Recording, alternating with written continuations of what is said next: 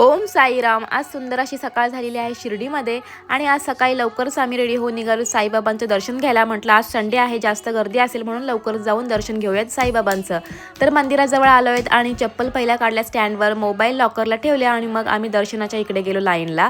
तर असं वाटतं जास्त गर्दी नाही आहे, पण आम्हाला एका हॉलमध्ये जवळजवळ 1 ते 1.5 तास ठेवलेलं, त्याच्यामुळे आम्हाला 2-2.5 तास लागले दर्शनासाठी।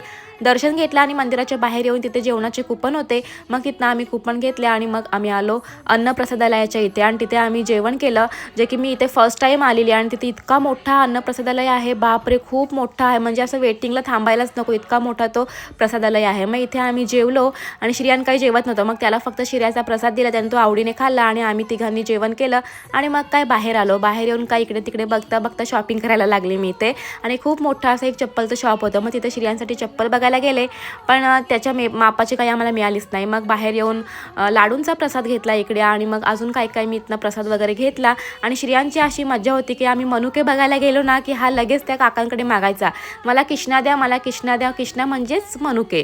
मग त्याने किष्णा वगैरे इथे खाल्ला, मी पण काय काय वस्तू प्रसाद वगैरे काय काय घेतलं आणि मग इथे फोटो वगैरे आम्ही काढले आणि पुन्हा आम्ही रूमवर गेलो। रूमवर जाऊन श्रियांना जेवण वगैरे दिलं, डाळ भात बनवून आणि आम्ही घरी यायला निघालो, कारण की आम्हाला डायरेक्टली आज घरी यायचं होतं, दुसरं कुठे जायचं नव्हतं आणि यायला रात्र होईल, तसं पण 2 वाजले आम्हाला निघता निघता आणि यायला पण घरी रात्र झाली। तर पूर्ण व्लॉग आपल्या चॅनलवर अपलोड झाले, तो जाऊन नक्की चेकआउट करा आणि जर व्लॉग आवडत असतील तर लाईक, फॉलो आणि सबस्क्राईब नक्की करा। चला तर बाय एव्हरीवन।